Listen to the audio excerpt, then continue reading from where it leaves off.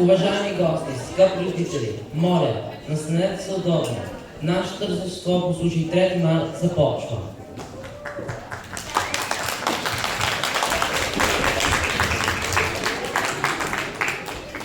Като бях дете още, майка ми често ми говореше за България. България е най-хубавата земя на света. Тия думи се втопиха тогава в ума ми. Тя ми твърдеше това с такава увереност и аз си повярвах.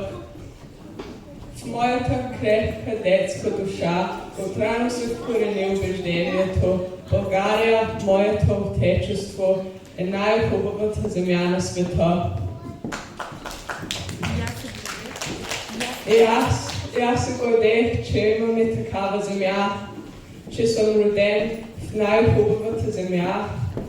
И като се гордех с нея, аз я и обикнах.